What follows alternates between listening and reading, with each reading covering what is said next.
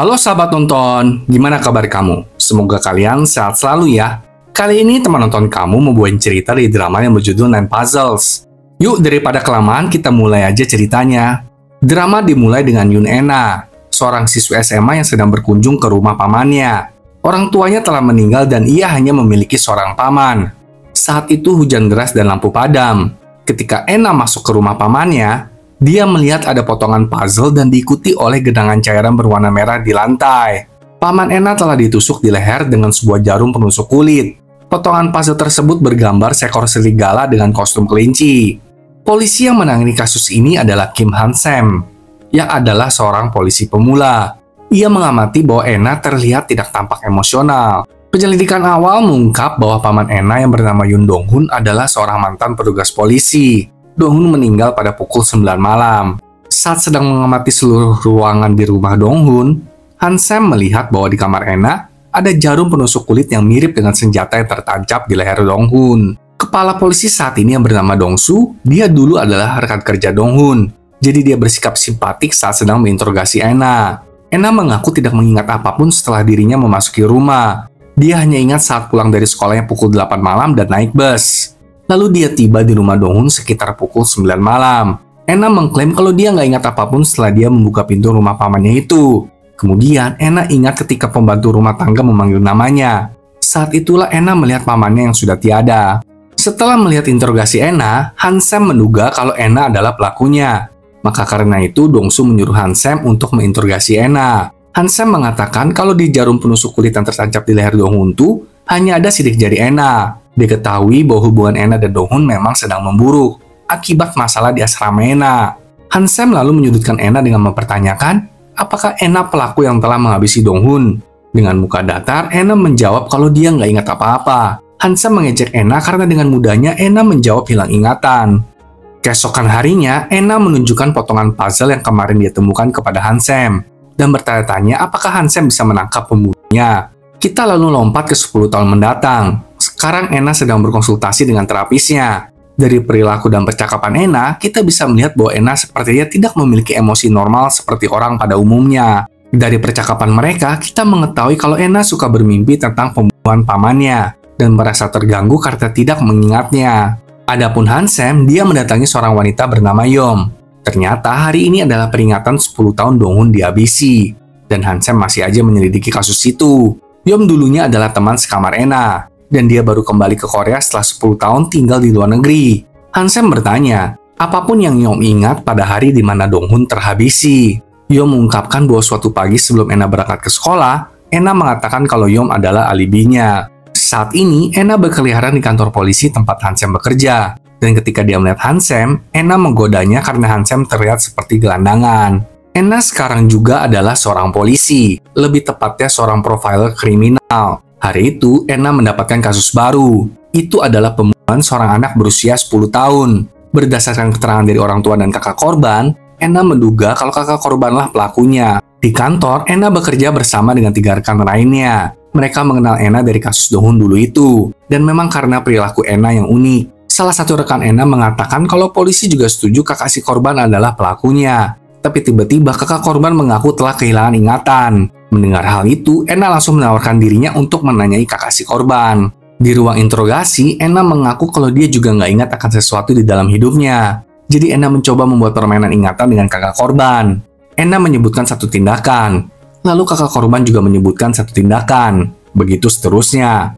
Namun sayangnya, si kakak korban terpeleset dalam pengakuannya. Dan secara tidak langsung mengakui telah menghabisi adiknya. Keren banget memang profiler ya kayaknya. Setelah bekerja, Jung-ho, Dong-su, dan Han-sam minum bersama.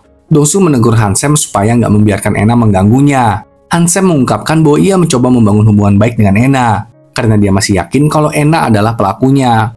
Han-sam tambah mencurigai Ena. Karena Ena mendapatkan harta warisan yang banyak dari orang tuanya. Tapi malahan menjadi profiler. Sedangkan di sebuah bar pada pukul 8.45 malam, seorang wanita menyadari kalau seorang pria sedang memperhatikannya. Dan wanita itu terlihat gelisah. Pada pukul 9.32 malam itu, wanita tersebut pergi dari bar itu dengan mobil merah. Ia mempercepat lajunya dan merobos lampu merah. Pada pukul 10 lewat 7 malam, mobil merah itu tiba di gedung The One City.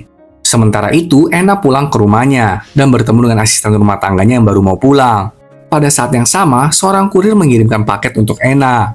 Di paket itu terdapat kepingan puzzle lainnya, yang persis sama seperti 10 tahun lalu, tapi dengan gambar yang berbeda. Kali ini, puzzle itu bergambar seorang wanita berwujud ular yang berbicara dengan seorang gadis yang diikat.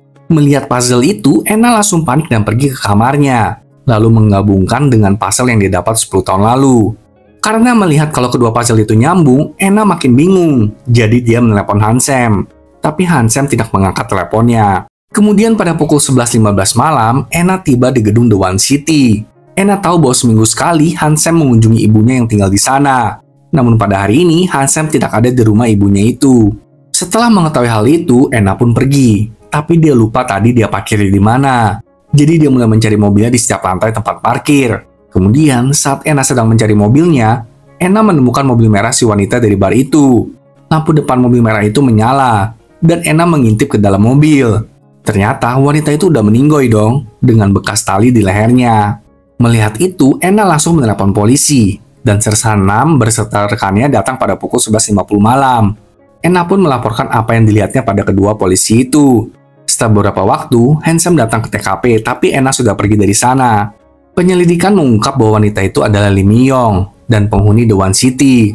Waktu Myung kehilangan nyawa adalah sekitar pukul 10.10 malam sampai 11.30 malam. Keesokan harinya, Anna mendatangi Hansem ke kantor polisi dan bertanya kenapa Hansem kemarin nggak angkat teleponnya. Hansem yang memandang Anna sebagai pelaku makin mencurigainya. Tapi Anna nggak peduli. Dia hanya menceritakan tentang potongan puzzle kedua yang kemarin diterimanya. Anna mengklaim kalau ini adalah pembunuhan berantai. Namun Hansem tetap berpikir kalau Anna lah pelakunya. Hansem lalu menghubungi ibunya untuk menanyakan tentang alibi Anna. Dan ibu Hansem mengatakan yang sebenarnya. Kemudian Hansem dan Choi San pergi ke The One City untuk memeriksa CCTV. Mereka menemukan bahwa mobil Myung diparkir di titik buta. Hansem memerintahkan Choi San untuk memeriksa kamera dashboard dari setiap mobil di lantai mobil Myung terparkir. Selanjutnya, Soo Guang dan Jung Ho mendatangi apartemen Myung. Dari apartemennya terlihat Myung itu orang yang cukup kaya. Banyak banget perhiasan mahal di apartemen Myung, tapi tidak ada yang hilang satupun. Mereka beranggapan kalau sepertinya pelakunya memang gak pernah masuk ke dalam apartemen Myung. Sedangkan Hansem, dia mengunjungi Dr. Lee yang adalah terapis Anna dan menunjukkan potongan puzzle itu kepadanya. Menanyakan Dr. Lee apa yang dia tahu tentang puzzle itu. Namun sebagai dokter, Dr. Lee menolak untuk mengatakan apapun. Sore harinya, ketika Hansem hendak pergi ke bar yang kemarin Myung datangi, Anna pun muncul. Anna mengetahui kalau sebelumnya Hansem mendatangi Dr. Lee. Anna berkata, kenapa tanya orang lain? Tanya aku aja. Anna lalu membahas tentang puzzle itu. Dia mengklaim kalau pelakunya mengirimi puzzle setelah melakukan pembunuhan. Tapi Hansem menolak untuk mendengarkan Anna dan pergi begitu aja. Hansem lalu pergi menuju ke bar milik Myung. Hansem bertanya kepada seorang bartender yang ada di sana dan mengetahui bahwa di dalam bar itu tidak ada CCTV. Hansem juga mendapatkan info kalau kemarin Myung kedatangan 4 pelanggan. Dan Myung berbicara dengan salah satunya. Tapi bartender itu nggak tahu dengan siapa Myung berbicara. Namun sepertinya manajer bar mengetahui identitas pelanggan itu. Sebagai tindakan pencegahan, Hansem bertanya, apakah si bartender pernah melihat Anna di bar itu? Tapi bartender itu tidak mengenalinya. Setelah itu, Hansem melihat riwayat panggilan telepon Myung. Ada sebuah nomor menelepon Myung pukul 8 malam. Dan kemudian meninggalkan panggilan tak terjawab pada pukul 9.45 malam. Hansem menelepon nomor itu dan nomor itu milik Hyun Ho-gun. Kemudian Hansem dan Jung Ho mendatangi Hyun Ho-gun. Ternyata dia adalah kepala kantor polisi dan teman Dong-hun. Dong-hun adalah paman Anna ya, sahabat nonton. Hyun mengaku kalau dia adalah pelanggan tetap di bar Myung. Dia menelepon untuk membuat reservasi. Tapi kemudian menelepon lagi untuk membatalkan reservasinya. Tapi Hansem memperlakukan Hyun seperti tersangka. Dan Hyun sangat marah serta tersinggung dengan pertanyaan dan sikap Hansem itu. Lalu Hansem menelepon manajer bar Myung dan menanyakan tentang pelanggan yang berbicara dengan Myung malam itu. Manajer bar mengatakan dia nggak ingat juga. Tapi pelanggan itu adalah seorang pria yang badannya cukup besar. Dan mungkin seorang polisi juga. Pria itu dan Hyun pernah datang bersama juga. Malam itu, Anna menemui Hyun dan menanyanya tentang apakah Myung dan Dong-hun saling kenal. Hyun menjawab kalau dia nggak tahu tentang itu. Di hari lainnya, Hansem mulai menanyai setiap polisi yang mengunjungi bar milik Myung. Tentu aja, hal ini membuat para polisi jadi risih dan merasa nggak senang gitulah. Secara itu bar kan, dan pemiliknya bahkan telah dihabisi nyawanya. Suatu hari, investigasi internal tentang kasus Myung ini bocor ke media. Hal ini sangat membuat Hyun marah besar. Dia memerintahkan tim Jungho untuk menyelesaikan kasus Myung dalam seminggu. Kemudian Hansem mendapatkan telepon dari manajer bar yang memberitahunya kalau nama pelanggan malam itu adalah Dongsu. Setelah mendapatkan informasi itu, Hansem mendatangi Dongsu untuk menanya perihal Myung, karena Dongsu adalah orang terakhir yang Myung temui. Tapi Dongsu bersikeras bahwa dia pergi meninggalkan bar pada pukul 9.30 malam, karena Myung juga pulang lebih awal hari itu. Hansem terus berusaha keras menyudutkan Dongsu, tetapi Dongsu tersinggung karena diperlakukan sebagai tersangka. Di kantor polisi, Jungho memberi informasi kepada Hansem kalau kartu penghuni apartemen milik Myung hilang. Itu adalah satu-satunya yang telah pelaku curi dari Myung. Pertanyaannya adalah, kenapa si pelaku mencuri kartu masuk apartemen Myung? Malam itu hujan turun. Ena baru tiba di rumahnya dan meminta asisten rumah tangganya untuk menginap. Tetapi ART itu tetap pergi. Pintu terkunci dan Ena tiba-tiba ingat hari pamannya dihabisi. Dari pantulan lemari kaca di rumahnya, Ina melihat ada seseorang bersembunyi di balik pintu rumah pamannya itu, dan orang itu belum pergi. Keesokan harinya, Ena mengajukan diri untuk bergabung dengan tim Hansem untuk menyelesaikan penyelidikan kasus Myung. Karena itu adalah perintah dari Hyun. Hansem pun mau nggak mau menerima keadaan ini, meskipun sebenarnya dia kesal.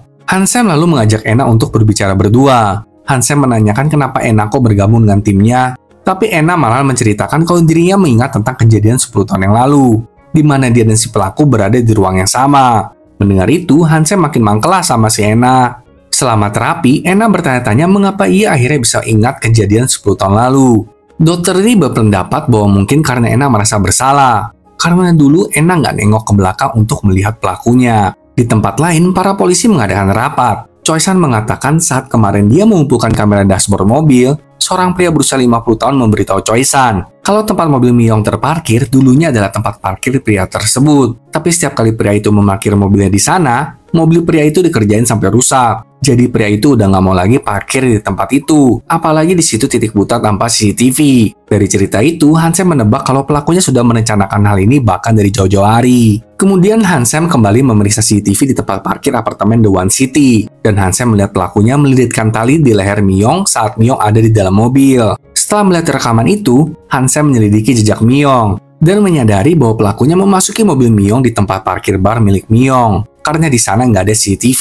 Tapi pertanyaannya, kenapa pelakunya menunggu sampai Myung tiba di apartemen untuk menghabisinya? Hansem pun kembali mendatangi TKP, dan Ena juga muncul di sana. Ena bahkan memberikan analisis yang serupa dengan pemikiran Hansem. Pasti ada sesuatu informasi yang Myung ucapkan, sampai si pelaku baru menghabisinya saat Myung tiba di apartemennya. Namun tiba-tiba, Ena mengundang dirinya sendiri untuk makan di rumah Ibu Hansem. Ibu Hansem menyambut keduanya dengan sangat senang, dan mereka pun makan malam bersama. Saat sedang makan, Ena menanyakan banyak hal tentang Hansem, dan ibunya tidak ragu untuk menjawab semua pertanyaan itu. Saat mereka pergi dari rumah Ibu Hansem, Ena mencoba berbaikan dengan Hansem. Ena berusaha menyampaikan kembali analisisnya, kenapa si pelaku mengirimkannya pasal itu. Ena berpikir mungkin karena si pelaku mengenal dirinya. Jadi Ena butuh seseorang yang bisa dipercaya, dan itu adalah Hansem. Ena berharap kalau Hansem juga bisa mempercayai Ena. Keesokan harinya, Jungho mengatakan kalau forensik menemukan sidik jari. Meskipun hanya sebagian. Sidik jari itu ditemukan di sandaran kepala pengemudi. Kemudian Ena memberikan analisis profilernya kepada para rekan detektifnya. Dan mereka tidak percaya pada analisis Ena yang menyebutkan kalau kasus Myung itu ada hubungannya dengan kasus Dongun. Dan kedua kasus itu adalah pembunuhan berantai. Tapi Ena menegaskan kalau kepingan puzzle itulah yang membuatnya merasa yakin kedua kasus ini adalah kasus pembunuhan berantai. Ena juga membagikan argumennya, di mana pelaku menghabisi korban di tempat yang pribadi dan terisolasi. Pelaku juga memilih korbannya terlebih dahulu, lalu lama membuntuti dan mengamati mereka. Lalu ketika waktunya tepat, pelaku menghabisi para korban seketika itu juga, dengan rasa sakit yang minimal. Pelaku tidak menghabisi untuk kesenangan, dan mungkin menyimpan dendam terhadap para korban. Namun yang aneh adalah, pelaku menghabisi korban dengan mengendalikan emosinya. Seolah-olah hanya melakukan pembunuhan aja, bukan membabi buta gitu loh. Biasanya kan kalau dendam pasti membabi buta. Setelah mendengarkan penjelasan Ena, Hansem menyadari kalau sepertinya mereka harus melidiki latar belakang Myung deh. Di tempat lain, Sersanam menuju klinik Dr. Lee untuk sesi terapi. Dia tidak bisa berhenti memikirkan Myung. Sersanam merasa bersalah. Sebenarnya pada malam kejadian, Sersanam sempat melihat mobil Myung menerobos lampu merah. Jika saja Sersanam menghentikan mobil Myung, mungkin Myung nggak akan kehilangan nyawanya. Jadi Sersanam makin merasa bersalah. Tapi ketika Sersanam melihat Dr. Lee sedang berbicara dengan rekan dokter lainnya, wajah Sersanam tampak berbeda. Kembali ke kantor polisi, polisi menemukan kalau Myong dan keluarganya telah putus hubungan. Ibunya udah nggak ada dan adiknya ada di luar negeri. Jadi Han Sem berencana untuk menemui ayah Myong. Saat hendak pergi, Ena masuk ke mobil Han Sem dan menawarkan diri untuk menemaninya. Akhirnya mereka sampai di rumah ayah Myong. Tapi sepertinya rumah itu udah lama nggak dihuni. Jadi mereka menanyakan tetangga sekitar dan mendapatkan info kalau ayah Myong ada di panti jompo. Di panti jompo, Ena berpura-pura menjadi Myong dengan mengganti pakaiannya menjadi pakaian anak SMA. Sehingga ayah Myong yang demensia jadi mau berbicara. Sementara itu, Han Sem bertanya tentang wali dari ayah Myong.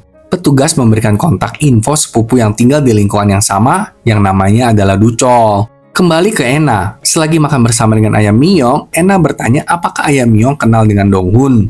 Tapi ayah Myong tampaknya tidak tahu. Namun ayah Myong mengingat pacar Myong yang tidak berguna. Ena bertanya apa yang ayah Myong ingat dari pria itu. Ayah Myong berkata kalau dia benci setiap kali melihat wajah pria tersebut. Sedangkan Han Sem, dia pergi ke rumah Ducol. Dan Ducol bercerita kalau Myong kabur dari rumah dari kelas 3 SMP. Itu setelah ibunya tiada. Namun setelah 7 tahun, Myong kembali menemui ayahnya dan membelikannya jaket mahal. Dan Myong juga ingin mengenalkan seorang pria yang ingin dia nikahi kepada ayahnya. Malam itu, Ena serta Han Sem mendatangi rumah ayah Myong dan akhirnya menemukan dompet lama Myong. Dompet itu berisi foto pacar Myong. Dalam perjalanan pulang, Ena membahas bagaimana reaksi ayah Myong jika mengetahui kalau putrinya udah nggak ada. Han Sem mengatakan, tapi kan ayah Myong demensia dan itu lebih baik. Malam itu, Ena mengajak Dr. Lee keluar untuk minum. Mereka berbincang tentang bagaimana manusia berubah. Dr. Lee menegaskan, kalau tidak masalah manusia itu berubah. Yang jadi masalah adalah apa yang dilakukan manusia itu saat dia berubah. Keesokan harinya, Han Sem mendatangi manajer bar dan menanya tentang foto pacar Myong. Manajer bar mengenalinya. Pria itu bernama Kang Cimok. Kang pertama kali datang saat bar dibuka. Dia senang kepada Myong dan menghabiskan banyak uang. Tapi kemudian bulan lalu, Kang datang lagi. Dan kali ini terlihat berbeda karena dia ingin meminjam uang. Kang juga terlihat agresif. Dia membuat keributan di bar itu dan mengklaim keberhasilan bar Myong karena uangnya. Tapi Myong tidak mau memanggil polisi karena ia tidak ingin memprovokasinya. Pada saat yang sama, Junho menelepon Han Sem dan mengatakan kalau hasil sidik jari itu adalah milik Kang Cimok. Dengan segera, polisi berpencar menuju kantor dan rumah Kang. Tapi mereka tidak bisa menemukan Kang. Karena para detektif nggak menemukan Kang Cimok, maka mereka mencari mobil Kang melalui CCTV jalanan. Para polisi akhirnya menemukan mobil Kang di sebuah tempat peristirahatan. CCTV juga menunjukkan Kang memakai pakaian training dan sarung tangan. Dia meninggalkan mobilnya di tempat peristirahatan pada pukul 3.17 dini hari. Kemudian Kang menuju ke jalan belakang dan tidak pernah kembali. Han Sem lalu pergi ke jalan belakang itu dan dia melihat ada tembok pembatas yang sangat tinggi dan besar. Jalan buntu gitu. Bingung kan? Kenapa Kang ke jalan buntu dan nggak pernah kembali lagi ke mobilnya? Para detektif juga menemukan tali di bagasi mobil Kang. Dan Han Sem mengira Kang telah memasukkan kematiannya setelah menghabisi Myong. Choi San lalu menginfokan kalau CCTV menunjukkan mobil Kang ada di sekitaran rumahnya kemarin malam. Lalu dia mengendari mobilnya menuju Waduk Yongpyong pada pukul 11 malam. Kemudian ke tempat peristirahatan pada pukul 2.29 pagi. Dari riwayat kartu kredit Kang, menunjukkan Kang telah menggunakan kartu kreditnya di Hotel Ye. Hotel itu terkenal sebagai surga untuk perselingkuhan. Han Sem segera pergi ke Hotel Ye dan mendapati kalau Kang memang menginap di sana. Tapi Kang sudah keluar semalam. Lalu Han Sem pergi ke kamar bekas Kang menginap semalam dan menemukan cairan merah di wastafel kamar mandi. Langsunglah Han Sem memanggil tim forensik. Hasil forensik menunjukkan bahwa memang ada penghabisan nyawa di kamar mandi tersebut. Namun karena kebijakan privasi hotel, CCTV dihapus setiap hari. Tapi ada tamu yang mengeluhkan musik keras tadi malam dari lantai kamar Kang menginap. Staf juga menginfokan kalau pada pukul 2 pagi, seorang pria berpakaian training pergi dengan membawa koper merah. Han Sem segera pergi ke waduk dan menemukan jejak roda koper. Pencarian pun langsung dilakukan, dan koper merah itu pun segera ditemukan. Di dalam koper merah itu berisi tubuh yang terpotong-potong, tapi tangan dan kepalanya hilang. Hal ini membuat forensik sulit untuk mengidentifikasi tubuh tersebut. Ena akhirnya tiba di waduk itu. Dia memberitahu Han Sem bahwa Kang bukanlah pelaku yang menghabisi Myong. Menurut analisis Ena, Kang bukanlah orang yang bisa mengendalikan emosinya. Itu berbeda dengan si pelaku yang sudah Ena bahas sebelumnya. Dan Ena mengira tubuh di koper merah itu adalah Kang sendiri. Itu saja, Han Sem tidak langsung percaya dengan analisis Ena. Tetapi saat seluruh detektif tiba di kantor polisi, Junho mengatakan kalau hasil tes DNA pada tubuh di koper merah mengkonfirmasi bahwa itu adalah tubuh Kang. Han Sem yang mendengar itu langsung kaget, menyadari kalau perkataan Ena benar. Malam itu, Ena tiba-tiba bertanya kepada ART-nya tentang apakah Dong-hun pernah berubah. ART itu mengaku kalau Dong-hun berubah setelah kedua orang tua Ena tiada karena kecelakaan. Dong-hun menjadi orang yang berbeda. Dia juga keluar dari kepolisian. Keesokan harinya, Suk-won menginfokan dari riwayat telepon Kang. Kang mendapat telepon dari ponsel sekali pakai pada pukul 9.40 malam.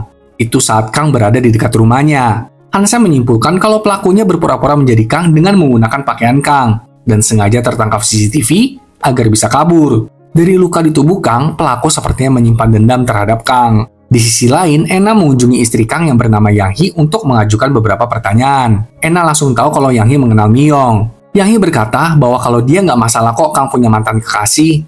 Yang Hee juga mengungkapkan kalau Kang suka mengeluh tentang bagaimana Kang telah menyesal memberi Myung apartemen mahal. Yang Hee lalu menyediakan kopi dan musik untuk dinikmati berdua dengan Ena. Ena bahkan menebak dengan benar kalau Yang Hee dan Kang tidur di kamar yang terpisah. Gak hanya itu, Ena juga menebak kalau Yang Hee pernah kehilangan orang terdekatnya. Melihat Ena yang kayak peramal begitu, Yang Hee pun langsung membuka dirinya. Yang Hee nampaknya sangat terobsesi memiliki kamar sendiri. Dia juga menceritakan saat usia 13 tahun, rumahnya kebakaran. Nenek dan kakak Yang Hee kehilangan nyawanya. Lalu setelah pindah, Yang Hee tidak mendapatkan kamar pribadi untuknya. Mendengar cerita Yang Hee, raut wajah Ena pun berubah. Keesokan harinya, Ena ingin berbagi teorinya dengan Han-sem, lalu meneleponnya. Tetapi seperti biasa, Han-sem mengabaikannya. Karena itulah, Ena langsung mendatangi apartemen Han-sem dan menebak kode sandi pintunya. Dalam 3 kali coba, Ena pun berhasil masuk ke dalam apartemen Han-sem. Han-sem yang baru pulang ke rumah kaget ketika melihat Ena, tapi Ena mengabaikannya dan menyinggung kalau kode sandi pintu mereka tuh sama. Itu adalah tanggal pertama kali Han-sem mendapatkan kasus pertamanya. Ya benar, itu adalah tanggal di hari Dong-hun kehilangan nyawanya. Kemudian Ena mengatakan kalau dia udah bertemu dengan Yang Hee yang adalah istri Kang. Ena mulai membicarakan analisisnya. Dia merasa aneh karena Yang Hee tidak merasa sedih saat menceritakan tentang kakak dan neneknya yang telah tiada. Tapi Yang Hee malah sedih dan marah ketika dia nggak punya kamar sendiri. Terlebih lagi, Yang Hee juga terlihat nggak sedih atas kehilangan suaminya. Mendengar itu, Han-sem menyeletuk berkata, Ena juga sama kayak Yang Hee. Ena nggak emosional kan ketika Dong-hun meninggal?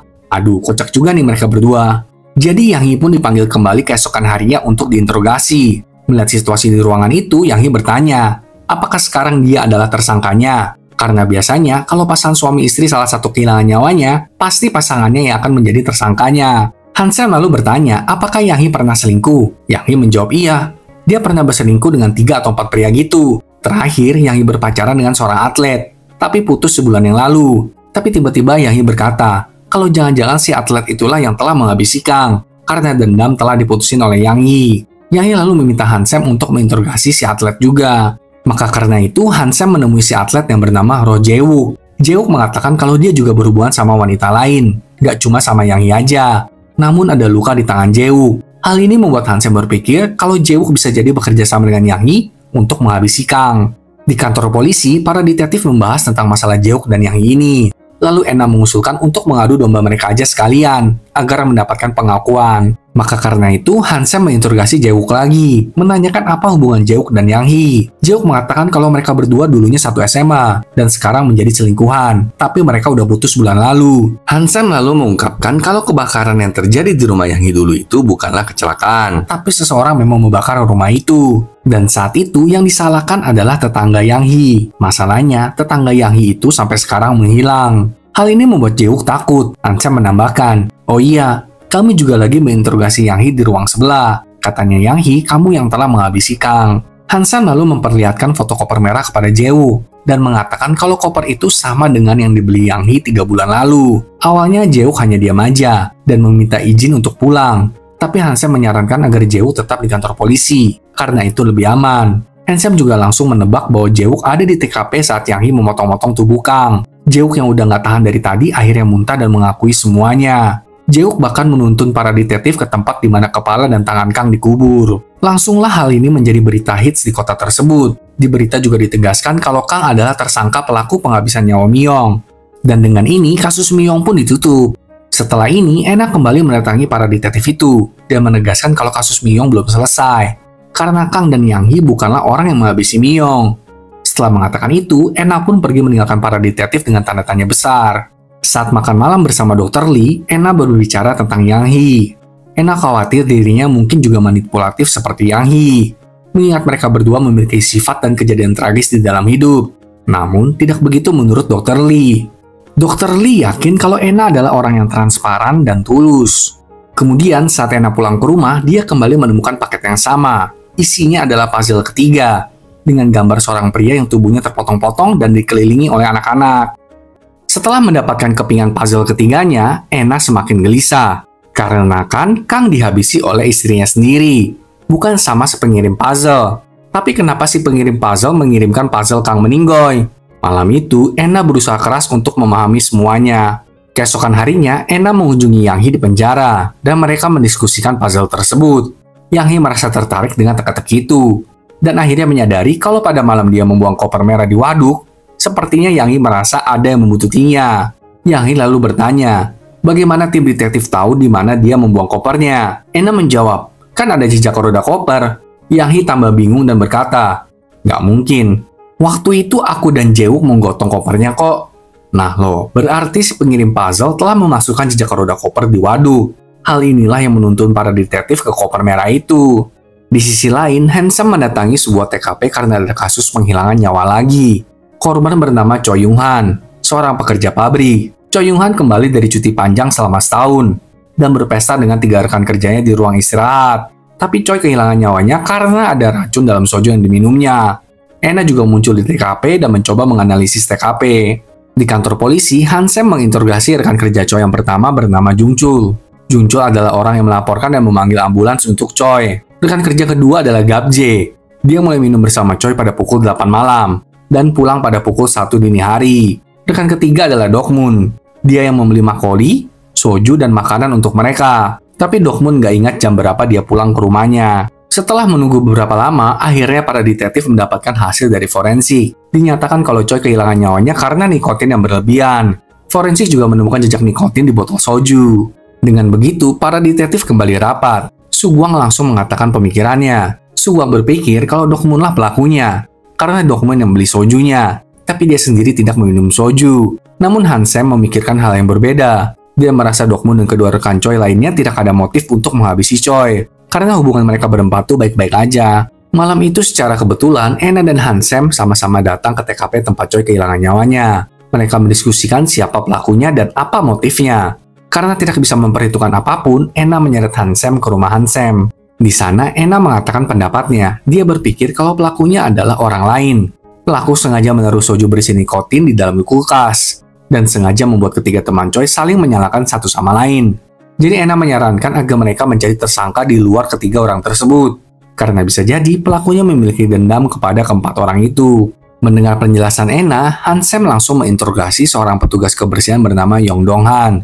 Karena dia satu-satunya orang yang ada di ruang TKP pekan ini selain keempat orang itu.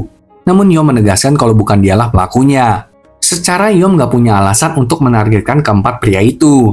Tapi Yom mengungkapkan sebuah kejadian mengejutkan dari setahun yang lalu. Anna lalu mendatangi Handsome dan mereka mendatangi rumah Choi. Rumah itu tampak sangat rapi dan kosong. Hanya ada satu foto di rumah itu. Itu adalah foto Choi bersama dengan ketiga temannya. Setelah melihat foto itu, Anna menyadari bahwa Choi bundir untuk menjebak ketiga temannya itu. Anna lalu bertanya kepada Handsome, putra Choi meninggal tahun lalu kan? Coba deh kamu interogasi teman-teman Choi lagi. Apakah Choi punya alasan untuk menghabisi ketiga temannya itu? Akhirnya ketiga teman Choi diinterogasi bersama. Handsome bertanya, apakah kalian bertiga ada hubungannya dengan kematian putra Choi tahun lalu? Pak Yom sudah menceritakan semuanya, tapi saya ingin mendengar dari kalian.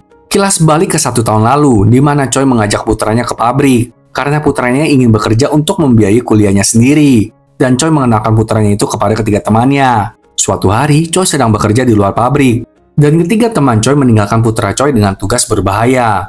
Lalu mereka bertiga malahan bersantai di ruang istirahat. Tapi beberapa saat kemudian, putra Choi mengalami kecelakaan ketika bekerja. Mereka bertiga bergegas datang ketika lengan putra Choi sudah tersangkut di mesin. Sudah terlambat dan putra Choi akhirnya kehilangan nyawanya. Selain itu, ketiga teman Choi masih sempat membahas bagaimana cara menutupi kesalahan mereka sebelum memanggil polisi. Kembali ke saat ini, Handsome membuka mata ketiga orang itu tentang betapa buruknya tindakan mereka. Dan bagaimana Choi sebenarnya tahu kalau putranya meninggal bukan karena kecelakaan biasa. Handsome juga mengatakan kalau Choi melakukan bundir untuk membalaskan dendamnya agar ketiga temannya itu saling salah menyalahkan. Mendengar perkataan Handsome, ketiga orang itu tampak sedih dan merasa bersalah. Kilas balik lainnya memperlihatkan Choi mencampur soju dengan nikotin dan menaruhnya di kulkas. Begitu pesta dimulai, Gabjae keluar untuk menelepon. Dokmun pergi ke kamar mandi dan Jungchul tertidur. Tapi Choi dia meminum soju beracun itu. Dan kejang-kejang sebelum akhirnya kehilangan nyawanya. Ternyata itulah yang terjadi sahabat tonton.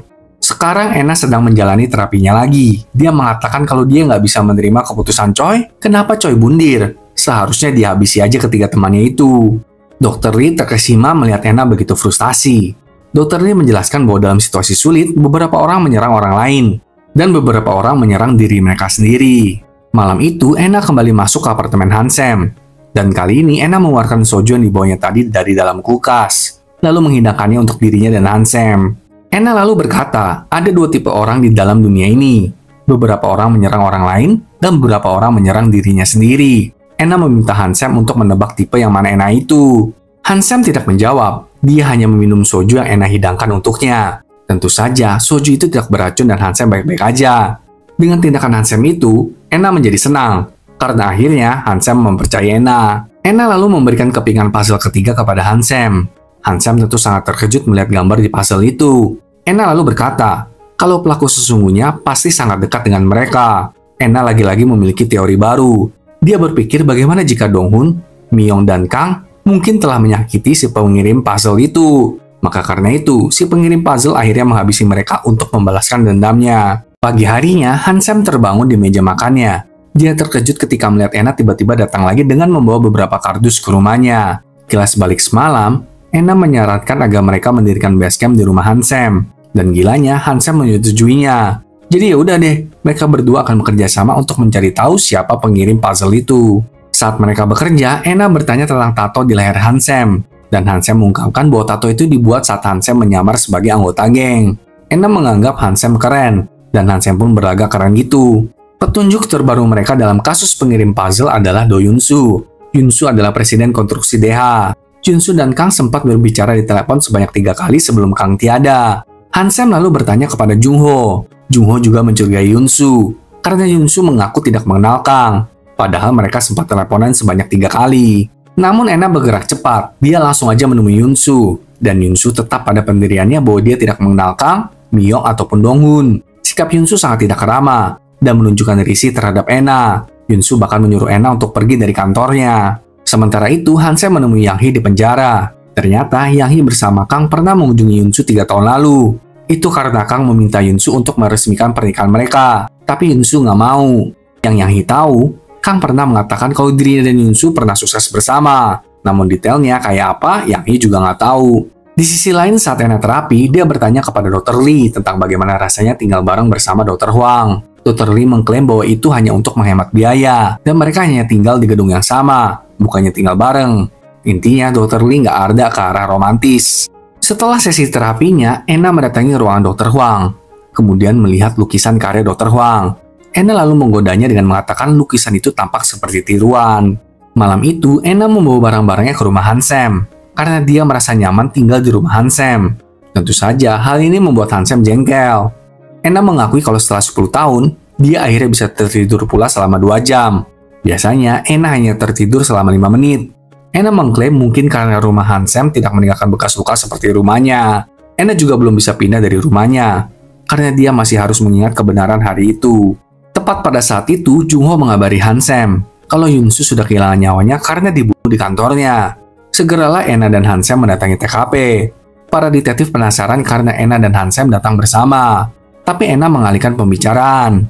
Jungho juga menanya Hansem mengapa tadi pagi Hansem bertanya tentang Yunsu. Tapi Hansem mengatakan kalau dia belum bisa memberitahu Jungho. Mengenai Yunsu, CCTV di lantai tempat Yunsu kehilangan nyawanya telah dihapus. Saat di kantor polisi, reporter Park mendatangi Jungho dan ingin tahu lebih banyak tentang kematian Yunsu. Reporter Park mengira kematian terkait dengan skandal lobi wali kota dan kematian di restoran Yang. Tapi Jungho tidak memberitahu apapun kepada reporter Park. Di BFN, Ena dan Hansem sedang menunggu hasil forensik. Namun tiba-tiba seorang penjaga BFN mendatangi Ena dan mengatakan seseorang mengirimi Ena paket. Buset dah, sampai disamperin ke BFN segala loh. Paket itu berisi potongan puzzle keempat, bergambar seorang badut. Akhirnya, hasil otopsi pun keluar, mengungkap bahwa Yunsu kehilangan nyawanya karena overdosis insulin. Dokter forensik mengklaim kalau seseorang dengan sengaja menyuntikkan insulin dalam kadar berlebih di leher Yunsu. Setelah mendapatkan laporan itu, Hansem dan Enna melanjutkan perjalanan ke kantor polisi. Hansem bertanya-tanya bagaimana si pelaku bisa mengetahui lokasi Enna berada. Karena ingin memeriksa kepingan puzzle itu, Enna langsung turun dari mobil dan bergegas pulang ke rumah Hansem sendirian. Ketika Enna menggabungkan keempat puzzle tersebut, Enna melihat ada boneka, gula-gula kapas, anak-anak yang menari, istana pasir, dan biang lala. Enna bertanya-tanya apakah maksudnya ini taman hiburan. Apakah keempat orang ini melakukan sesuatu kepada pengirim puzzle di taman hiburan? Pada saat itu, Hansem muncul di rumahnya. Dia memarahi Enna karena kabur begitu aja tadi, dan ponselnya nggak diangkat. Mendengar Hansem peduli kepadanya, Enna pun menggodanya. Enna berpikir kalau dirinya nggak akan kenapa-napa, karena si pengirim puzzle pasti ingin Enna mengungkap makna dari puzzle-puzzle itu. Keesokan harinya, Jungho dan Hansem pergi ke restoran yang tengah dibangun. Mereka menemui Doho, sang mandor. Ternyata kemarin itu, Doho dan Yunsu janjian akan bertemu. Jungho bertanya, sebenarnya apa penyebab kematian di resort Yang? Doho menjawab, itu kecelakaan yang terjadi saat pengolahan beton. Hansem lalu bertanya, kira-kira apakah ada orang yang punya motif untuk menghabisi Yunsu? Doho tertawa dan berkata ada banyak orang, sampai nggak bisa disebut satu persatu. Tapi Doho mengungkap teman golf Yunsu, yaitu Kang Cimok. Yang membuat Doho bingung adalah Yunsu yang arogan seringkali diam setiap kali Kang mabuk dan mengamuk. Di tempat lain, Enna mendatangi sebuah taman hiburan yang biang lalanya mirip dengan gambar di puzzle. Nama taman hiburan itu adalah Dreamland. Namun Enna diberitahu kalau Dreamland akan ditutup akhir bulan ini, dan mendapati kalau tidak ada kecelakaan atau insiden besar yang terjadi di Dreamland. Ketika Hansem sampai di rumahnya, dia melihat banyak balon, foto-foto taman hiburan di dinding rumahnya. Dan Enna yang berdiri mematung. Hansem bertanya, ini semua apaan? Enna mengatakan kalau dia udah menemukan taman hiburan yang menjadi latar belakang gambar kepingan puzzle. Masalahnya, Enna belum bisa menemukan hubungan antara taman hiburan itu dengan Donghun, Myong, Kang, dan Yunsu. Keesokan paginya, Hansem dan Choi-san pergi ke TKP Yunsu untuk kembali memeriksa TKP tersebut. Tiba-tiba, Choi-san menyadari ada sapu tangan yang hilang dari TKP. Choi-san bersumpah sapu tangan itu berada di dekat sandal Yunsu, tapi tidak ada di foto. Choi-san adalah orang yang pertama tiba, diikuti oleh Su-guang, Yong-hwa, Jung-ho, dan tim forensik. Hansem lalu mencari sapu tangan yang Choi-san maksud di kotak barang bukti, tapi tidak menemukannya. Kemudian mereka berdua melihat rekaman pada hari itu, dan tidak ada sapu tangan yang Choi-san maksud. Hansem lalu memerintahkan Choi-san untuk tidak memberitahu siapapun tentang hal ini. Kemudian Hansem mendiskusikan tentang ini dengan Jung-ho. Sepertinya sapu tangan itu adalah milik pelaku, karena Yunsu nggak mau pakai sapu tangan. Jung-ho yakin Choi-san tidak punya alasan untuk berbohong. Jadi pasti ada seseorang yang mengambil sapu tangan itu, dan mereka menyimpulkan pelaku atau komplotannya adalah sesama detektif. Malam harinya, Enna meminta Hansem menemuinya di apartemen Myong. Enna menjelaskan kalau apartemen Myong menghubungkan Myong, Kang, dan Yunsu. Tadinya apartemen itu milik Yunsu sebelum ia berikan kepada Kang. Lalu Kang memberikannya kepada Myong. Enna yakin ada sesuatu yang terjadi di apartemen itu. Setelah pembicaraan di apartemen Enna dan Hansem melanjutkan pembicaraan mereka di markas. Enna bertanya-tanya, kenapa pamannya tidak berhubungan dengan mereka bertiga? Kan Donghun juga dihabisi. Seharusnya berhubungan dong dengan ketiga orang itu. Hansem berpendapat, bagaimana jika Donghun menutupi suatu kejadian yang terjadi di apartemen itu? Keesokan harinya, Hansem mendatangi Dongsu dan menanyakan tentang orang seperti apa paman Enna si Donghun itu. Secara Dongsu kan teman Donghun. Dongsu mengatakan kalau Donghun adalah polisi yang baik. Donghun berhenti dari kepolisian karena dia nggak berhasil menangkap pelaku kasus pembunuhan berantai di masa itu. Kemudian Hansem kembali bertemu dengan Enna di ruang arsip kepolisian. Di sana Hansem menceritakan tentang alasan Donghun berhenti dari kepolisian. Enna jadi semakin merasa kalau dia nggak mengenal siapa pamannya itu. Dan rahasia besar apa yang pamannya kubur. Enna dan Hansem lalu mencari berkas kasus yang kira-kira berhubungan dengan Donghun dan keempat kepingan puzzle itu. Mereka akhirnya menemukan satu kasus. Itu adalah kasus pencemaran nama baik. Dan penggugatnya adalah keluarga dari kasus pembunuhan berantai yang merupakan kasus terakhir Donghun. Saat Enna dan Hansem menemui penggugat itu, penggugat mengatakan kalau saudara perempuannya adalah korban terakhir dari kasus pembunuhan berantai itu. Penggugat menanyakan kenapa polisi tidak segera menangkap pembunuh berantai itu 20 tahun lalu. Jika tertangkap, maka saudarinya nggak perlu jadi korban. Dan setelah saudara jadi korban, seorang jurnalis koran malahan menyebarkan hoaks kalau saudara penggugat adalah wanita bar. Maka dari itu si penggugat melaporkan pencemaran nama baik. Bahkan sampai sekarang, penggugat masih ingat nama jurnalis koran itu. Dia adalah Lee Gang-yun. Dan Lee Gang-yun sudah kehilangan nyawanya karena bundir. Hal ini tentu mengejutkan Hansem dan Ena. Malam itu, Hansem dan Ena menemui polisi di wilayah Lee Gang-hyun Bundir dan meminta berkas kasusnya. Saat memeriksa berkas kasus tersebut, Ena menemukan Lee Gang-hyun sering berkomunikasi dengan Oh Chol-jin. Dan dari foto kasus, mereka melihat di samping tubuh Lee Gang-hyun terbaring, ada kepingan puzzle lainnya. Terungkap juga kalau Lee Gang-hyun kehilangan nyawanya 8 bulan sebelum Dong-hun dihabisi. Ena langsung menyadari kalau Lee Gang-hyun adalah kasus pertama dari misteri puzzle ini. Yang berarti Lee Gang-hyun bukanlah bundir, namun dihabisi. Keesokan paginya, Hansem mengajukan cuti selama setahun kepada Jung-ho. Dia mengatakan kalau dia dan Ena sedang menyelidiki puzzle-puzzle itu. Jung-ho tentu terkejut dengan keputusan Hansem. Dia tidak menyetujui Hansem cuti. Tapi Hansem diperbolehkan melakukan penyelidikan tentang puzzle itu. Karena bagaimanapun, puzzle itu berkaitan dengan kasus mereka. Namun Jung-ho menginginkan agar Hansem melaporkan segala hasil penyelidikannya kepada Jung-ho. Setelah itu, Hansem menemui detektif yang dulu menangani kasus Lee Gang-hyun. Detektif itu berkata kalau dirinya juga curiga dengan cara Lee Gang-hyun bundir, karena kepalanya dimasukkan ke dalam kantong plastik. Kan gak umum aja orang bundir melakukan hal itu. Tapi masalahnya, keluarga Lee Gang-hyun gak menginginkan otopsi. Maka karena itulah kematian Lee Gang-hyun ditutup sebagai kasus bundir. Di sisi lain, Ena mendatangi kantor polisi di wilayah Lee Gang-hyun Bundir dan menemukan kepingan puzzle di dalam kotak barang bukti kasus itu dengan gambar seorang pria memegang kamera. Kembali ke Hansem, detektif itu lalu menyuruh Hansem untuk berbicara dengan Jung-ho. Karena dulu tuh Jung-ho yang awalnya memimpin kasus Lee Gang-hyun. Nah loh, segeralah Hansem menemui Jung-ho dan menanyakan kenapa Jung-ho nggak memberitahu Hansem tentang kasus Lee Gang-hyun. Itu kan awal mula kepingan puzzle itu muncul. Tapi Jung-ho tidak menjawab pertanyaan Hansem. Dia malahan mengklaim kalau Hansem tidak benar-benar mengenal Ena. Jung-ho menceritakan, dulu Lee Gang-hyun ditemukan meninggal di apartemennya. Tapi pada hari itu, putra Gang-hyun bersama teman-temannya mengadakan kelompok belajar tepat di lantai atas apartemen Gang-hyun. Dan salah satu dari teman-teman putra Gang-hyun adalah Ena dong. Pada jam kematian Gang-hyun, Ena tuh nggak ada alibi yang jelas. Karena itulah, Jung-ho minta izin kepada Dong-hun untuk menginterogasi Ena. Karena kan saat itu Ena masih di bawah umur. Tapi Dong-hun tidak mengizinkan Jung-ho untuk melakukannya. Dan malahan membela keponakannya itu. Sejak saat itulah Jung-ho merasa curiga sama Ena. Apalagi 8 bulan kemudian Dong-hun juga meninggal. Dan lagi-lagi Ena nggak ada alibi yang jelas. Jung-ho bertanya kepada Hansem, apakah Hansem bisa mempercayai Ena sekarang? Aduh, mabok dah. Malam itu, Hansem menanyai alibi Ena di waktu Gang-hyun dihabisi. Ena menjawab kalau malam itu dia ke atap apartemen.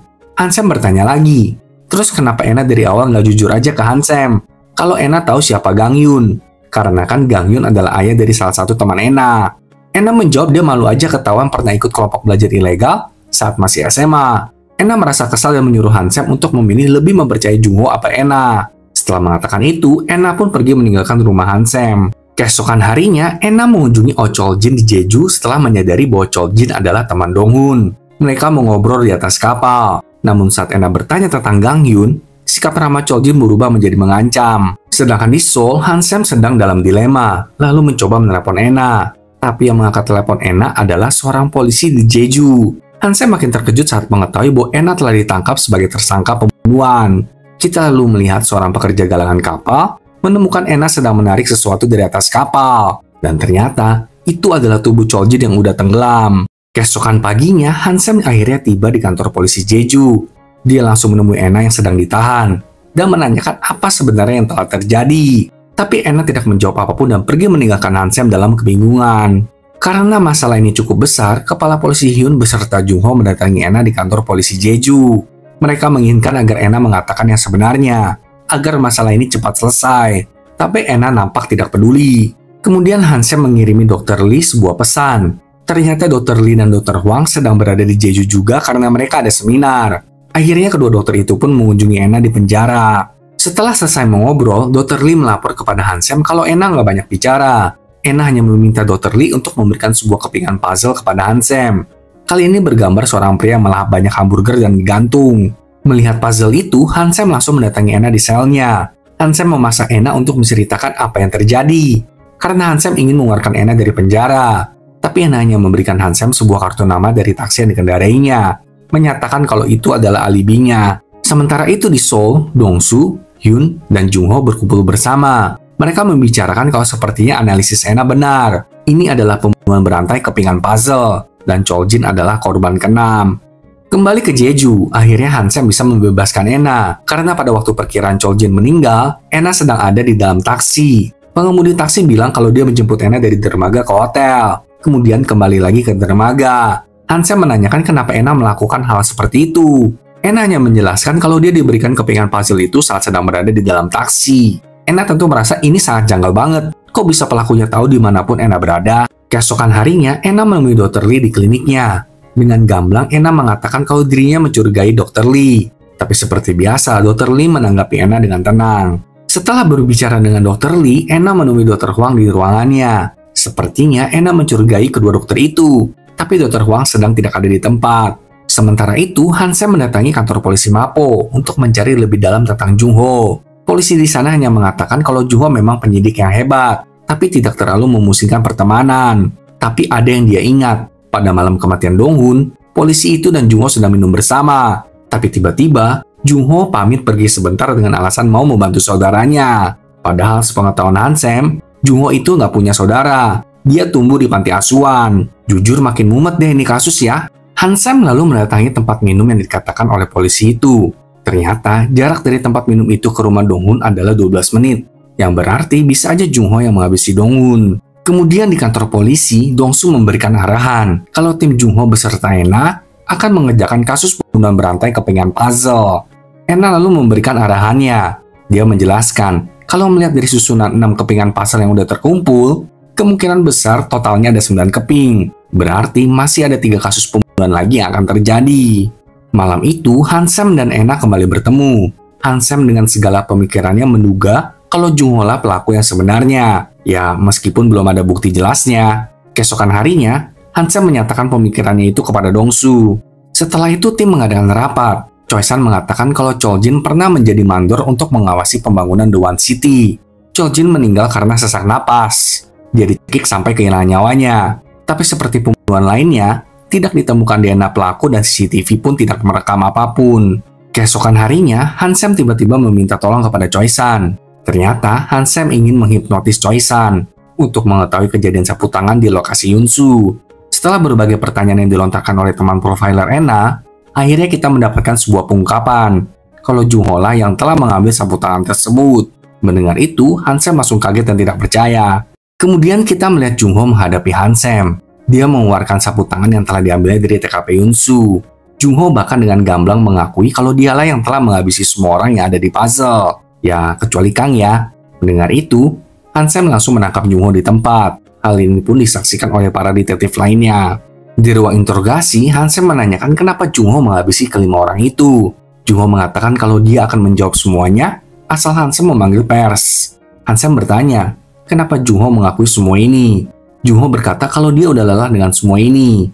Jadi dia memilih untuk mengaku aja. Setelah ini, seluruh tim kembali rapat. Mereka membahas tentang bagaimana Jungho dibesarkan di panti asuhan dan lain sebagainya. Tapi sejauh ini, tim hanya mendapatkan pengakuan Jungho aja.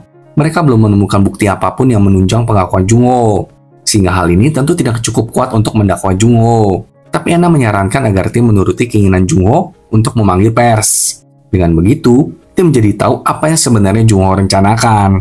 Keesokan harinya, Ena mendatangi Hansem di rumahnya. Hansem terlihat sangat putus asa dan frustasi. Dia masih nggak nyangka aja, atasan yang begitu dia kagumi ternyata adalah pelaku yang sebenarnya. Hansem bertanya kepada Ena, apa benar Jungho lah pelakunya? Karena Hansem merasa, Jungho mengaku hanya untuk menyakiti dirinya sendiri. Tapi Ena mengatakan agar mereka pergi ke panti asuhan tempat Jungho dulu dibesarkan. Saat di panti asuhan itu, Ena dan Hansem bertemu dengan seorang pria. Pria itu mengaku teman Jungho dan mereka tumbuh bersama di panti asuhan tersebut. Pria itu tidak percaya dengan pengakuan Jungho, karena sepengetahuannya, Jungho tidak mungkin melakukan hal seperti itu. Pria itu juga mengatakan kalau Jungho masuk ke kepolisian untuk menemukan seseorang. Tapi pria itu ngekeh nggak mau memberitahu Hansem dan Ena siapa yang Jungho cari, dan mengklaim kalau itu adalah urusan pribadi. Hal ini tentu membuat Hansem kesal setengah mati. Kemudian Hansem kembali ke ruang interogasi dan mendesak Jungho untuk mengaku yang sebenarnya. Hansem yakin kalau bukan Jungho pelakunya, tapi Jungho juga sama keras kepalanya. Dia tetap mengklaim kalau dirinya lah si pelaku. Setelah menginterogasi Jungho, Hansem dan Ena akhirnya menyadari kalau bukan Jungho pelakunya. Jungho mengaku hanya untuk melindungi seseorang. Dan sekarang, mereka harus menemukan siapa seseorang itu. Jadi malam itu, Hansem melepaskan Jungho. Hansem mengatakan kalau tim tidak menemukan bukti apapun tentang Jungho sebagai pelakunya. Bahkan ketika orang-orang di puzzle itu meninggal, Jungho punya alibi yang jelas. Sedangkan Ena, dia tiba-tiba mendatangi Dr. Huang ke kliniknya dan mengajaknya untuk pergi bersama. Dr. Huang mengatakan kalau dia harus pergi karena ada janji. Tapi Ena tetap menumpang di mobilnya. Dalam perjalanan, Ena tidak berhenti mengoceh. Dia bertanya tentang apapun mengenai Dr. Huang. Hal ini tentu membuat Dr. Huang merasa tidak nyaman. Keesokan harinya, Choi San menelepon Hansem untuk memberitahu jejak Jungho. Karena dari kemarin malam, Choi San membuntuti Jungho. Dengan segera, Hansem pun pergi mengikuti arahan Choi San. Choi San terus membuntuti Jungho hingga sampai di sebuah ladang ilalang gitu. Karena melihat Jungho turun dari mobilnya, Choi San pun segera mengikuti Jungho. Namun tiba-tiba dari belakang, Jungho menyerang Choi San dan membuatnya tidak sadarkan diri. Setelah itu, Jungho mengambil senjata Choi San dan memperhatikan dua orang pria yang sedang berada di tempat itu. Kedua pria itu adalah mantan kepala jaksa dan wali kota. Kemudian, Jungho melihat ada pelaku sesungguhnya yang sedang memegang senapan dan mengarahkan senapan itu kepada kepala jaksa. Langsunglah Jungho maju untuk menghentikan orang tersebut agar pelaku tidak menembak si kepala jaksa. Bersamaan dengan itu, Hansem tiba di lokasi. Dia turun dari mobil yang terkejut karena mendengar suara tembakan. Dengan waspada, Hansem berjalan mendekati suara tembakan. Lalu Hansem melihat Jungho sudah terkapar dengan luka tembak di dadanya. Hansem segera memanggil ambulans. Di saat itu, Jungho yang masih sadar bertanya kepada Hansem, apakah korbannya selamat? Tapi Hansem bingung, korban yang mana maksudnya? Jungho berkata kalau dia udah berusaha untuk menghentikan si pelaku. Tapi akhirnya gagal juga. Jungho lalu meminta maaf kepada Hansem dan mengatakan kalau semua ini adalah kesalahannya. Lalu di akhirnya, Jungho mengatakan Shindonga Sojin, yang masih kita belum tahu apa itu. Di kantor polisi, tim membahas kedua pria di ladang tadi itu. Pria pertama adalah Kwon Sang-bom. Dia kena tembak dan udah dilarikan ke rumah sakit. Kwon Sang-bom adalah mantan kepala jaksa. Sedangkan pria kedua adalah wali kota. Tapi wali kota melarikan diri ketika mendengar bunyi tembakan. Diketahui juga kalau ponsel Jungho menghilang. Setelah rapat, Hansem pergi ke rumah sakit tempat Kwon Sang-bom dirawat untuk mengawasinya. Sementara itu, Hyun, si kepala polisi, sangat marah karena penyelidikan mereka tentang pembunuhan berantai kepengen puzzle tersebar ke pers. Tentu saja, ini adalah ulah Ena. Keesokan harinya, Hansem ditelepon oleh Ena. Ena mengabarkan kalau potongan puzzle ke-7 sudah muncul. Ena meminta Hansem untuk menyalakan televisi. Ternyata puzzle ke-7 dikirim ke saluran berita dong. Bersamaan dengan itu, Kwon Sang-bom tiba-tiba kejang-kejang hebat. Dan monitor jantung menunjukkan Kwon Sang-bom telah kehilangan nyawanya. Petugas medis pun langsung memasuki ruangan Kwon, tapi sayang sekali Kwon telah tiada. Melihat kejadian ini di depan matanya sendiri, tentu membuat Hansem sangat kesal. Kali ini, dia lagi-lagi gagal melihat wajah pelakunya. Keesokan harinya di kantor polisi, forensik memberitahu tim kalau Kwon kehilangan nyawanya karena keracunan. Ada orang yang menukar obat di infusnya dengan racun, dan kemungkinannya adalah pelaku menyamar sebagai staf medis untuk melakukan aksinya tersebut. Dan menurut Hansem, pelakunya adalah orang yang bekerja di dunia medis. Sedangkan Ena, dia mendatangi klinik dan hendak bertemu dengan Dr. Huang. Tapi admin mengatakan kalau Dr. Huang lagi nggak ada di tempat. Tanpa basa-basi, Ena pun langsung nerobos aja masuk ke ruangan Dr. Huang. Di sana, Ena mengambil sebuah kunci gitu yang ada di meja kerja Dr. Huang. Malam itu di kantor polisi, Hansem mendapatkan telepon dari seorang pria. Ternyata pria itu adalah Dr. Huang yang menelepon dari telepon umum. Dia tidak memperkenalkan dirinya. Dia hanya bertanya, kenapa kalian pikir yang mengirim puzzle itu adalah pelakunya? Setelah menanyakan hal itu, Dr. Huang pun menutup teleponnya. Karena hal ini, tim polisi langsung gercep ke lokasi telepon umum tersebut. Tapi Dr. Huang udah nggak ada di sana. Choi San pun segera pergi untuk mengamankan CCTV. Untungnya, Hansem melihat ada satu mobil yang sepertinya sudah terparkir dari lama. Jadi Hansem meminta rekaman kamera dashboard mobil tersebut. Dari rekaman itu, terlihat jelas kalau itu adalah Dr. Huang. Di sisi lain, Ena mendatangi sebuah rumah. Sepertinya itu adalah rumah Dr. Huang. Ena mencoba membuka pintu rumah itu dengan menggunakan kunci yang sebelumnya telah Ena ambil. Di dalam rumah, Ena melihat lukisan yang dibuat oleh Dr. Huang. Semua lukisan Dr. Huang diberi tanda huruf H. Dan Ena menemukan kalau di kepingan puzzle juga ada inisial huruf H. Pada saat yang sama, Hansem menelepon Ena dan mengungkapkan kalau Dr. Huang sepertinya tahu siapa pelakunya. Itu karena Dr. Huang yang membuat puzzle tersebut. Tapi Ena berasumsi kalau Dr. Huang bukanlah pelakunya, dan mengklaim kalau Dr. Huang hanya si pembuat gambar di puzzle-puzzle itu aja. Apalagi setelah Enna melihat rumah Dr. Huang. Dia makin merasa kalau rumah itu bukanlah rumah seorang pembunuh berantai. Setelah selesai berbicara dengan Hansem, Enna melihat sebuah foto di rumah Dr. Huang. Itu adalah foto Dr. Huang yang sedang bersama Dr. Li. Saat itulah Enna menyadari kalau pembunuh berantainya adalah Dr. Li. Enna lalu keluar dari rumah Dr. Huang dan pergi ke rumah di sebelahnya, yang adalah rumah Dr. Li. Pintu rumah Dr. Li terbuka, dan Enna tanpa ragu memasuki rumah itu. Nah, baru nih, di dalam rumah itu terlihat super aneh banget. Selain berantakan, banyak mainan anak kecil yang menumpuk di sepanjang koridor rumah. Ada boneka bayi, hiasan lampu, balon-balon, dan ada sebuah amplop kuning di atas kasur. Tentu saja, amplop itu berisi kepingan puzzle lagi. Ternyata, kepribadian orang bisa dilihat dari rumahnya ya. Di sisi lain, Hansem menginterogasi Dr. Huang. Dr. Huang mengakui kalau memang dirinya membantu Dr. Li untuk menggambar kepingan puzzle itu. Tapi Dr. Huang masih yakin kalau bukan Dr. Li lah pelakunya. Di saat yang sama, seluruh tim polisi menuju ke rumah Dr. Li. Mereka juga berusaha untuk menemukan keberadaan Dr. Li lewat CCTV. Tapi sampai keesokan paginya pun, tim belum bisa menemukan Dr. Li.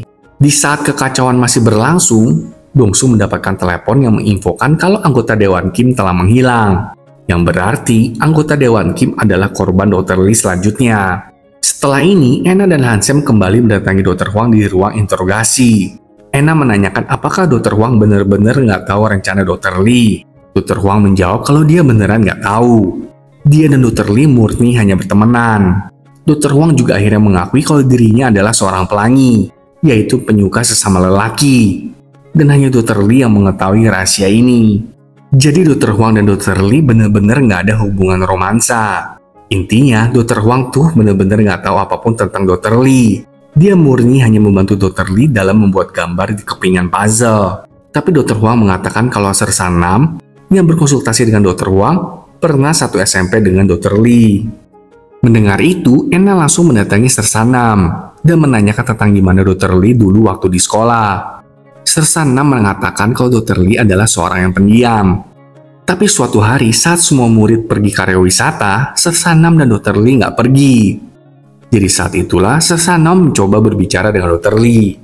Dr. Li mengaku kalau dia nggak suka pergi ke taman hiburan. Karena ibu Dr. Li meninggalkan Dr. Li di taman hiburan pada saat Dr. Li berumur 7 tahun. Sejak saat itulah Dr. Li tumbuh di panti asuhan. Setelah mendengar cerita dari Sersanam, Hansem segera pergi menemui teman Jungho di panti asuhan. Menanyakan lagi siapa sebenarnya yang ingin Jungho cari. Pria itu mengatakan kalau Jungho ingin mencari putri dari seorang wanita yang dulunya adalah pengelola kedai Sojin. Jungho pernah bekerja di kedai itu. Lokasi kedai itu di pasar Sidonghwa 20 tahun lalu. Tapi tempat itu sudah dihancurkan dan dibangun apartemen The One City. Kita lalu kembali ke 20 tahun lalu. Saat pasar Sidonghwa hendak dihancurkan untuk pembangunan ulang. Kala itu, Myung memujuk ibunya Dr. Li agar ibu Dr. Li mau melepaskan kedainya. Tapi ibu Dr. Li ngekeh nggak mau melepaskan kedainya. Ibu Dr. Li tidak ingin menjual kedainya karena dia berpikir putrinya yang hilang bisa mencarinya di kedai itu. Nah, karena Myung nggak berhasil meyakinkan ibunya Dr. Li untuk menjual kedainya, Yunsu jadi marah-marah kepada Kang. Hal ini memaksa Kang untuk berbuat nekat. Malam itu, Kang beserta antek-anteknya melakukan perbuatan ilegal. Mereka memporak-porandakan wilayah tersebut dan bahkan membakarnya. Jungho yang masih bekerja di kedai Sojin pun dipukuli habis-habisan. Bahkan, Kang menyuap para polisi agar membiarkan Kang beserta antek-anteknya menghancurkan wilayah tersebut. Dalam prosesnya, ibunya Dr. Li pun kehilangan nyawanya. Setelah kejadian gila itu, orang-orang terkait mulai menyusun strategi untuk menutupi apa yang sebenarnya terjadi. Mulai dari Yunsu, Choljin, Donghun yang adalah paman Enna, anggota Dewan Kim dan Kwon. Bahkan Lee Gang-yun juga ikut serta dalam menuliskan artikel palsu, menyatakan kalau kebakaran yang terjadi di pasar Sidonghwa itu adalah ulah dari ibunya Dr. Li. Kemudian maju ke 10 tahun berikutnya, di mana Jungho sudah bekerja di kepolisian. Dia akhirnya menemukan Dr. Li, meskipun Dr. Li pakai nama yang berbeda saat itu. Jungho lalu memberikan buku dan sapu tangan peninggalan ibunya Dr. Li. Jungho menjelaskan kalau ibu Dr. Li itu nggak berniat untuk meninggalkan Dr. Li. Dia bahkan terus mencari Dr. Li. Namun sekarang, ibu Dr. Li sudah nggak ada. Berarti dari sinilah semuanya dimulai. Kembali ke saat ini, Ena pulang ke rumahnya, dan Dr. Lee muncul di belakang Ena. Dia mengatakan kalau Ena udah nggak perlu lagi terapi. Wah, gila sih beneran ini orang. Ena tentu sangat kecewa melihat orang yang dikejarnya berdiri di depannya seperti ini. Dr. Lee lalu meminta Ena untuk ikut bersamanya, jika Ena mau menyelamatkan korban terakhir. Ena pun naik ke dalam mobil bersama dengan Dr. Lee, dan pada saat itu Hansem menelepon Ena. Dr. Lee langsung membuang ponsel Ena ke jalan. Dalam perjalanan, Dr. Lee meledek Ena, mengatakan kalau dia sangat bahagia bisa bertemu lagi dengan Ena. Pertama kan saat Dr. Lee menghabisi paman Ena, tapi Ena nggak inget kan? Kedua, saat awal Ena menjalani terapi dengan Dr. Lee. Dr. Lee juga mengakui kalau sapu tangan yang diambil oleh Jungho di TKP Yunsu adalah sapu tangan milik ibunya Dr. Lee.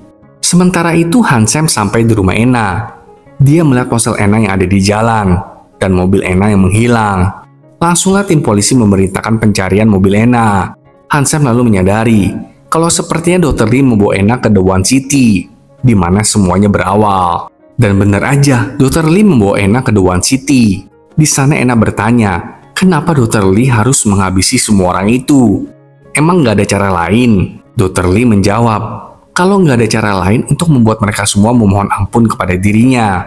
Dr. Lee kemudian memberikan kartu akses masuk ke apartemen Myung, sembari mengatakan kalau Dr. Lee sudah meninggalkan kepingan puzzle lain di dalam apartemen itu. Ena langsung bergegas masuk ke apartemen Myung, dan dia menemukan sebuah puzzle lagi. Bersama dengan itu, Hansem dan petugas polisi sampai di The One City. Saat sedang berjalan menuju apartemen Myung, seseorang terjatuh dari atas apartemen tepat di depan mata Hansem. Dan itu adalah si anggota Dewan Kim. Setelah kejadian mengerikan ini, Hansem dan Ena pun kembali pulang. Dalam perjalanan, Ena dengan sedih mengatakan kalau pamannya telah disuap untuk menutupi apa yang sebenarnya terjadi di The One City. Paman Ena bahkan mendapatkan 3 unit apartemen dan menjualnya, lalu membeli rumah mewah yang sekarang Ena tinggali. Ena juga mengatakan kalau orang tua Ena tuh pernah punya 10 kafling di pasar Sidonga. Ena bertanya-tanya sebenarnya apa kisah yang terjadi di balik ini semua. Kembali ke markas, Ena dan Hansem mulai menyelidiki siapa korban terakhirnya Dr. Lee. Mereka berharap bisa mencegah pembunuhan yang terus berlanjut ini. Pada saat yang sama, Choi San mengabari Hansem. Jadi setelah Choi San melihat rekaman CCTV jalanan, Choi San menemukan di mana keberadaan Dr. Lee sekarang. Itu adalah rumah duka tempat tubuh Jungho berada. Sehingga malam itu, Hansem pergi ke rumah duka Jungho, sementara Ena pergi ke Dreamland. Saat memeriksa rekaman CCTV di rumah duka, Hansem menemukan kalau Dr. Lee hanya berdiri mematung selama 30 menit di depan rumah duka itu, dan pergi begitu aja. Sedangkan Ena, dia juga tiba di Dreamland, dan kembali bertemu dengan Dr. Lee. Dr. Lee sedang duduk di salah satu komedi putar. Ena mengatakan kalau Dr. Lee pengecut karena mengakhiri semua ini begitu aja. Tapi Dr. Lee hanya tersenyum kecut. Dia mengenang tentang bagaimana dulu, dirinya beserta ibunya pergi ke Dreamland. Mereka bermain, tertawa dan bahagia bersama. Saat terpisah, Dr. Lee sebenarnya selalu berharap ibunya akan mencarinya. Dan yang paling menyedihkan adalah, Dr. Lee nggak datang ke kedai ibunya. Karena Dr. Lee nggak ingat lokasi kedai ibunya itu. Mendengar cerita Dr. Lee, Ena pun jadi tersentuh. Dia meminta maaf kepada Dr. Lee, mewakili orang-orang yang pernah berbuat jahat kepada ibunya Dr. Lee. Ena juga meminta Dr. Lee untuk tetap hidup. Tapi Dr. Lee menegaskan kalau dia bahkan udah muak sama semua orang dan dirinya sendiri. Pada saat yang sama, Hansem juga tiba di lokasi mereka. Hansem menodongkan pisau dan hendak menangkap Dr. Lee. Tapi Dr. Lee segera menyalakan api di komedi putar itu.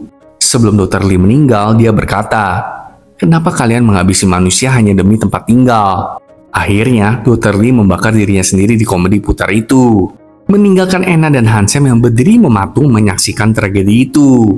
Kita lalu beralih ke beberapa hari ke depan, di mana Ena mengurung dirinya sendiri di kamarnya. Sedangkan Hansem, dia setiap hari berkunjung ke rumah Ena untuk memberikannya kopi. Meskipun begitu, Ena tidak pernah menyentuh kopi itu. Suatu hari, Ena menyerahkan surat pengunduran dirinya. Tapi atasan Ena mengatakan kalau dia akan menunda proses pengunduran diri Ena, mengklaim kalau Ena bisa kembali ke timnya kapan aja. Setelah itu, Ena kembali ke TKP tempat Dr. Lee meninggal.